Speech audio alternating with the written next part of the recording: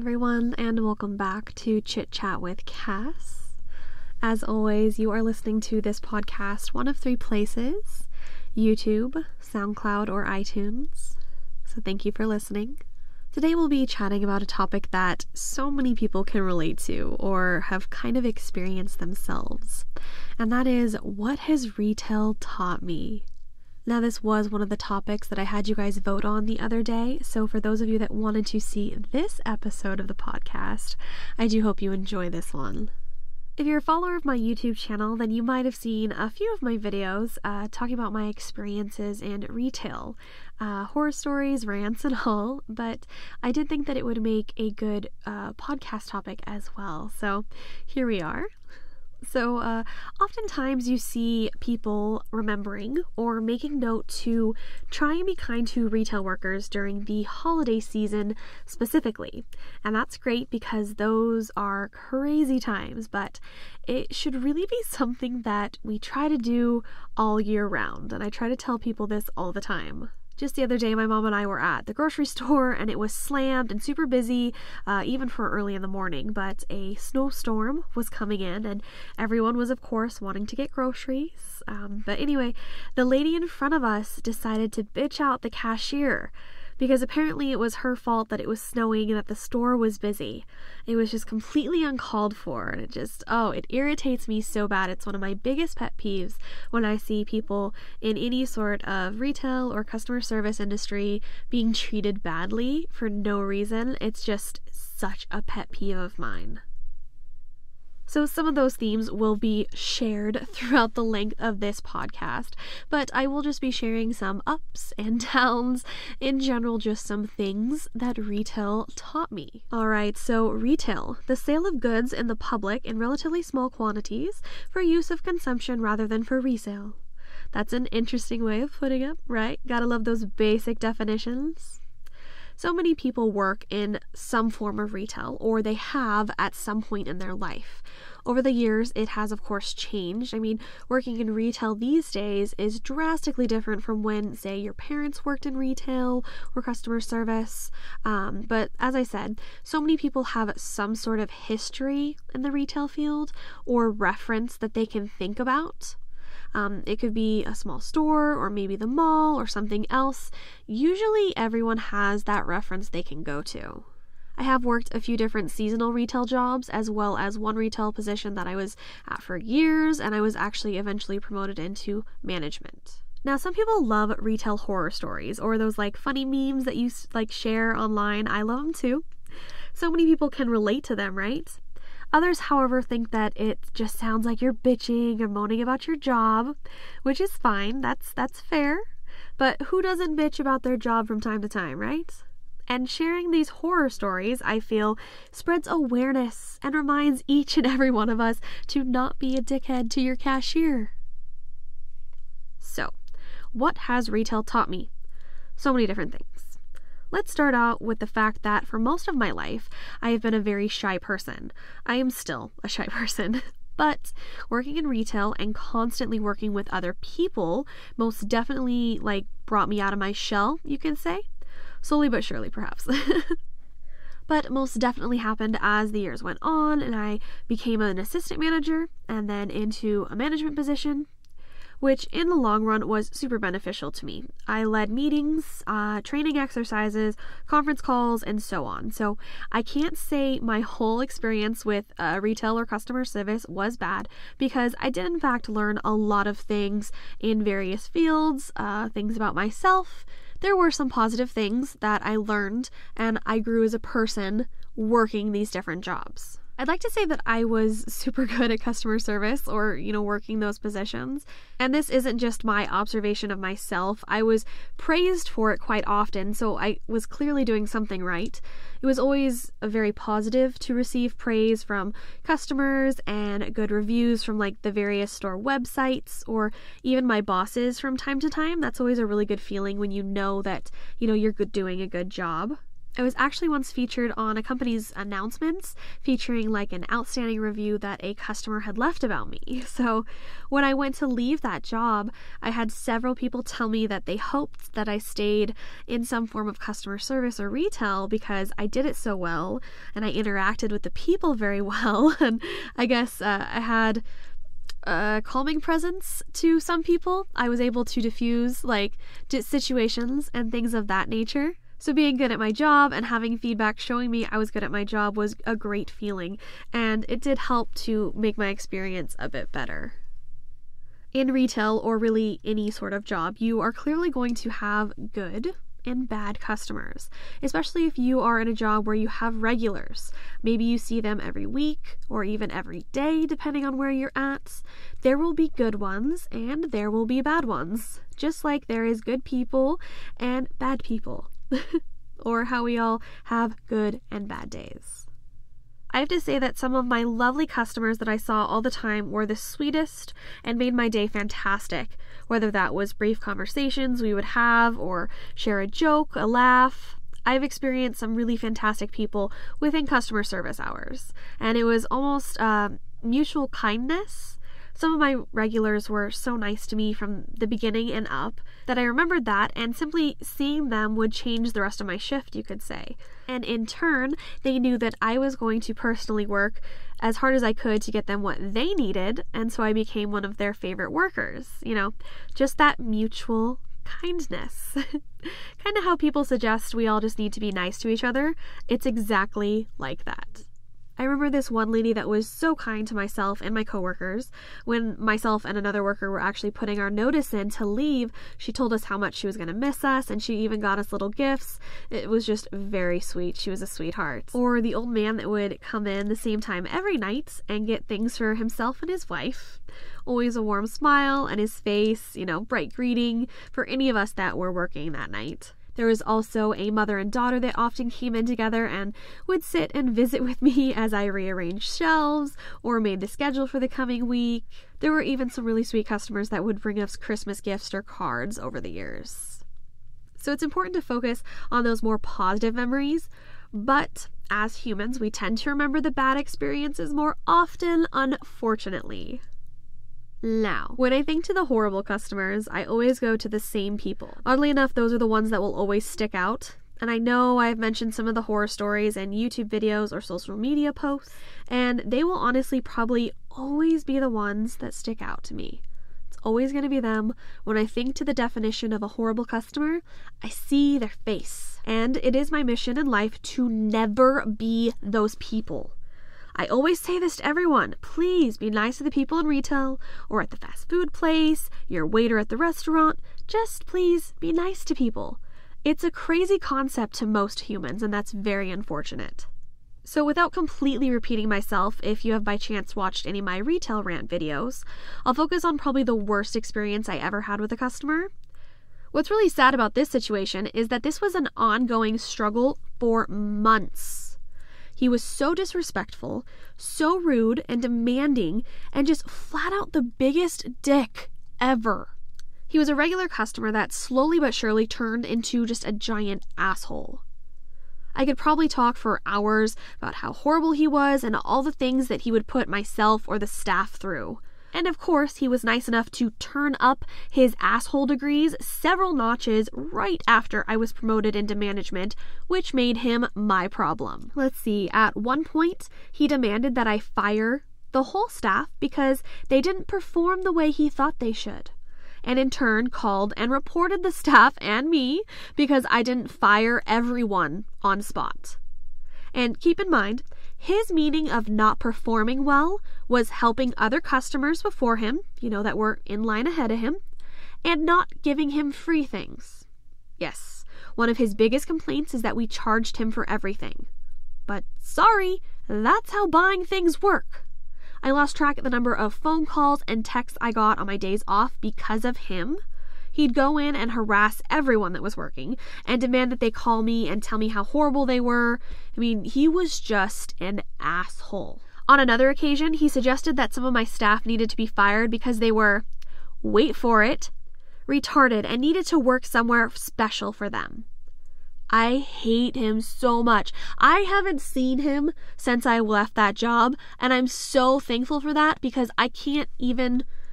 his face irritates me when I think about him. He was just such a horrible person. He was so disrespectful, just so flat out cruel, and he continued to report all of us for not bowing down to his each and every need. And on many occasions, I had to explain to the higher up bosses that I reported to that we were trying to help and be kind to him, but he was complaining about everything and complaining about us not giving him free things.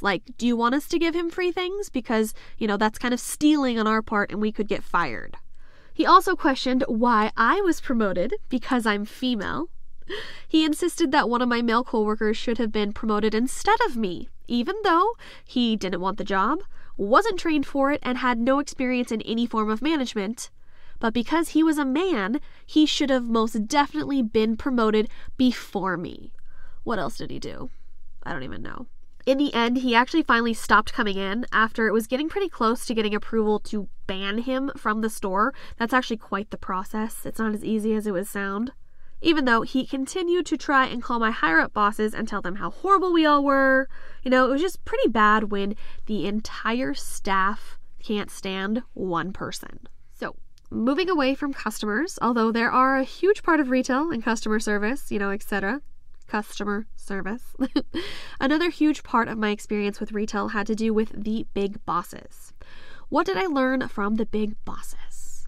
Well, sadly, most of them don't care if you kill yourself as long as you show up and do 15 hours of work in an 8-hour shift. Now, I know maybe I'm being dramatic. I did come across a few good bosses, but they were much closer to my level of operations, if you will. At one job, I had a great manager that I learned a lot from, and at another job, I had just a fantastic boss that taught me so much about everything, really, managing, scheduling, inventory, all of it. She was amazing. But I'm really focusing on the big bosses, the more corporate heads that you don't see every day. If those people care about the workers, they sure as hell don't show it.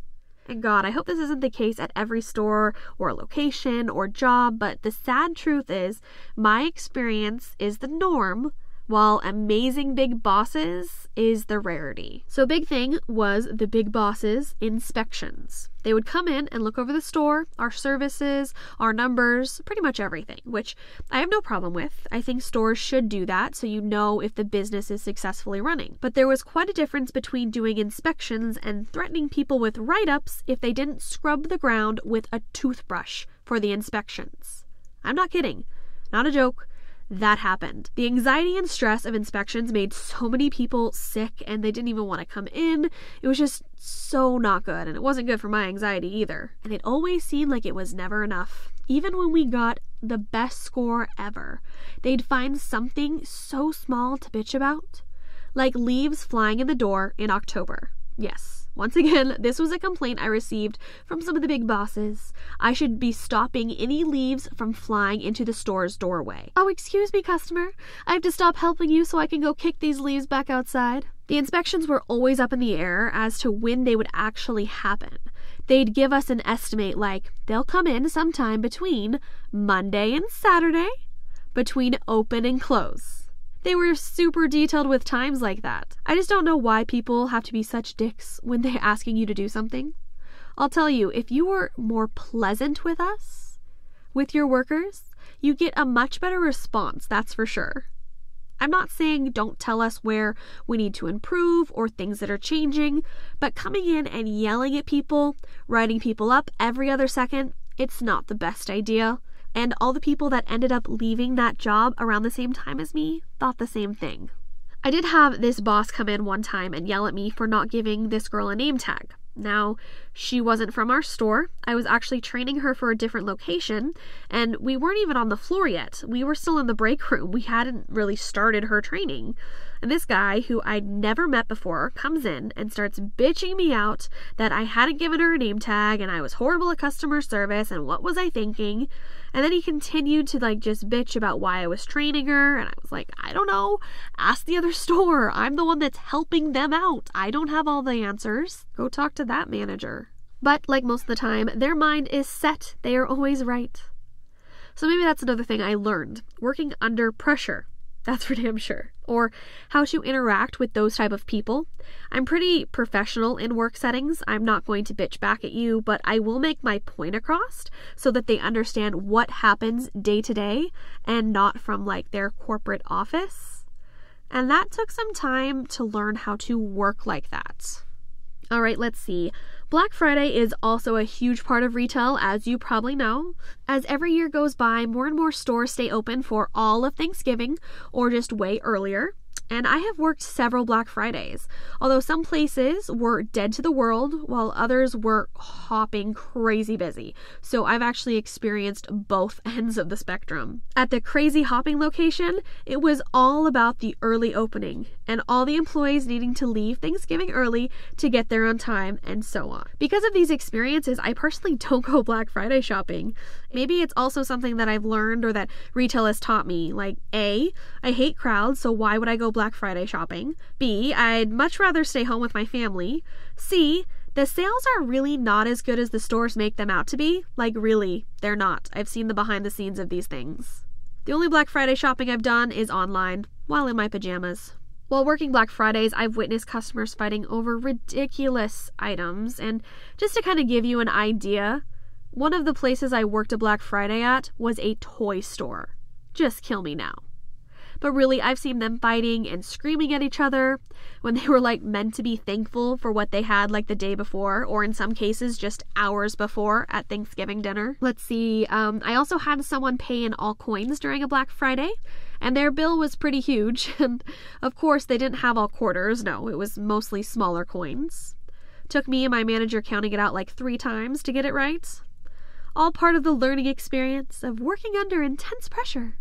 I wonder some days how I was actually able to stay so calm and collected like during a lot of these years. Considering how horrible my anxiety is, I think I hid it pretty well. In retail, theft and stealing things is also a huge thing. And really, as an employee, you can't do anything but report what you think they stole, or maybe get a description of them or the car they get off in. It's an insurance thing, really. Like, they don't want the employee to get hurt on the job and so on. It's just kind of an interesting setup these days. But people were always shoving things in their purse, like all the time. Sometimes right in front of employees. And sometimes they'd be like super chill about it. Like, you didn't see me. You didn't see anything happen. And other people would bolt out the door, running as fast as they could as soon as they stole something. In one case, we had a lot of stuff stolen from us, like so much. We were writing it all up and making note of how much we'd lost. It was like crazy just how much stuff had disappeared. Well, it turns out that one of our regular customers found all the stuff in her apartment. Her roommate had stolen it all, and so she brought it back. So I guess there are some nice people out there, and like, trust me, this wasn't like anything anyone desperately needed. No, it was just something that they could steal. But clearly she didn't get away with it because her roommate turned her in. At that toy store I worked at, we did have someone try and steal a karaoke machine, like in the huge box and everything. Now, like I said, we can't chase them, so they pick up the box and bolted for the door. By the time we all like saw them making a break for it, like they were pretty much halfway out the door. So we once again just made note of what it looked like they had, what they looked like, where they were heading.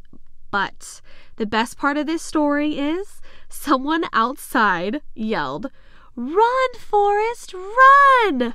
to the guy that was stealing the karaoke machine. And I wish I had a cell phone video or something of this, because that moment was just so amazing. People also tried to steal a lot in dressing rooms too, but there are quite a few setups put in place so that you couldn't really get away with that. It varies store to store, of course, but most locations have rules in place to prevent theft in the dressing rooms. But working dressing rooms was both interesting and boring. Sometimes it would be hopping, like so many different people, and you're counting clothes and you're making sure they're not stealing anything or hiding anything. And other times it was dead. No one in the store, and you're in the back, away from all your coworkers, by yourself. Another thing I learned from retail was oddly surprising. That has to do with donating. So, you know, some stores, especially around the holidays, have donations to round up for charity or donate a few dollars to charity, right? It's a thing that a lot of stores do, but little piece of advice: Be very cautious of where you donate. I know that sounds horrible. In the moment, it sounds good, to just donate or to round up. But sadly, I've seen another side to that sort of thing completely. It has made me stop donating through stores. I'd rather donate to the direct source because a lot of the time the profit the store makes from those donations is disgusting. It may not help those families or those people the way that you think it does. It actually just gets people their bonuses faster. It's so messed up, but it's a huge thing I learned. It is just so messed up. You have no idea some of the behind the scenes I saw with this, but it's a huge thing that I learned from retail. I don't really do the whole donate during the holiday season. As I said, I would rather take my money and donate directly to the source instead of like a third party at the register. So something else I learned about retail or, certain jobs in general is rules are not always followed. For example, breaks or lunches. Oh, someone called in sick, so sorry, you don't have a backup today. Looks like no breaks for you. This is, illegal to do that, but it happens so much. It's not as simple as demanding a lunch break or a regular break or a bathroom break, or reporting that you don't get these breaks. No, not if you want to keep your job. It's just not that simple. As I said, it's very illegal, but happens so very much. So in those instances, I would hope to have a slow moment where I could maybe sit down, have some water, run to the bathroom maybe, because not even bathroom breaks are allowed. Sometimes, if you don't have a backup, and you're by yourself in the store all day long. Some of my favorite days were when they told me, you're going to need to open the store and stay all day to close as well because we have no one else to work today. Those days were so long and I about dropped, I swear. Oh God, those are seriously probably my personal hell. Some of those days, opening and closing in one shift. And I know people will say, oh, they can't make you work those hours. Well, sadly, as I said, happens a hell of a lot more than stores would like to admit.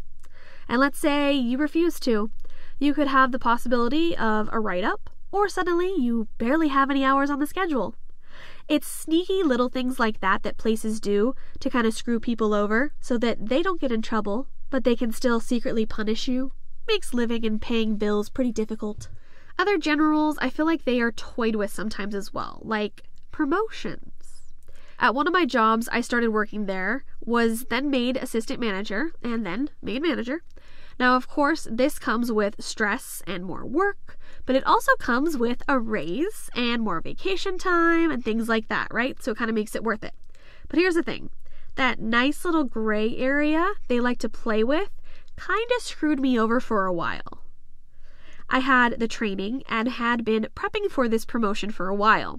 My boss had left, so I was already doing the work for it as well. So I had this little interview and bam, I had the job. Then came the month-long wait for all of these added benefits. At first they told me that I needed to take another class to get my raise. Then I did that and they said, oh, you didn't actually have to do that. Then we were waiting for things to process and waiting and waiting and waiting. All the while, I'm doing the position as manager without the added pay. This went on for about a month of me working the job and not getting the earnings I was owed. Kind of put a downer on getting promoted when you're working extra hard for the same small amount you were making before. But I will say, one of my favorite things after I was promoted was when there was like a bitchy customer and they demanded to speak to the manager and I got to say, oh yeah, that's me. You still can't have that for free. Oh, it's the little things. All right, what else do we have? Oh, people calling in sick. Fuck, does that happen so often? This is the normal process of when people call in sick. Most of the time you have the regular employees that call in sick just because, if they call in at all, because sometimes they no call, no show. But it's always those select ones that are constantly calling in sick or constantly not showing up. In turn, the reliable, responsible employees suffer. they have to do extra shifts or come in on their day off trying to cover those shifts because the business doesn't really care how much the smaller employee is overworked, as long as the job gets done. And don't get me wrong, you should be able to call in sick, but it's those like serial call-inners that always call in for the shittiest reasons. Like, I'm too hungover. I'm so sick. Oh, I left for a different state. Sorry I didn't tell you. I'm just too tired to come in.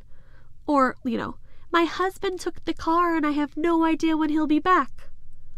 All of those excuses were told to me, and you can't tell me that there wasn't a way some of those could have been told to me in advance. I guess they missed the memo that everyone is also tired, so the I'm too tired to come in is kind of a bullshit excuse. Sadly, most of the time it's those less reliable employees that also think it's not fair that they don't get a raise. Well, maybe if you were actually here for your shifts. There was one case when I had approved vacation scheduled. It was the day before I was going to be off work, and it was taken back. They canceled it because of one of my other employees who was going to cover my time off, as I was on vacation, and they texted the boss to quit. Yeah, they texted. Please don't text to quit your job. Even if you really hate the job, don't text. At least call if you don't do it in person. But yeah, my vacation was canceled because she kind of screwed me over, and it was several months before I actually got any vacation time. After working in retail, I also quickly noted and made sure to have patience for anyone training. As I said, I never want to be a rude customer, and I encourage everyone I know to be nice to workers of any kind. But after not only training myself, being in that position where I was still learning, but more so training others showed me how much you really need to have patience. I trained so many people, and some customers are great at that, and others, of course, are assholes. But come on, all of us at some point have been a new hire, unless you've never had a job before, but try and understand that it's a nerve-wracking experience to try and learn everything on the job. It can be very nerve-wracking, very scary. And I saw that over and over again. I lost track of how many people I had to watch go through this as I trained various positions. But just understand that they are trying. They really are. And they're learning as well. They have to have a hands-on experience with it. I can't do everything for them. Don't scare them away. Had that happen as well. Customers were so mean to a new hire that she ended up quitting because she was like in tears after her shift. It was horrible. Just be nice humans.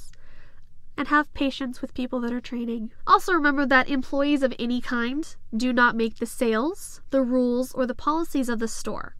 They also don't make the prices up. So don't start bitching out the checker because you have a 2-for-1 coupon that expired last week and you can't use it now. It's not their fault. That's your fault.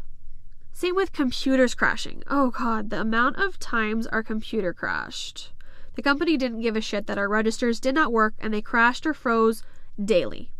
And the reboot time was about 15 minutes. So many customers would get mad at us because we literally could not ring them up.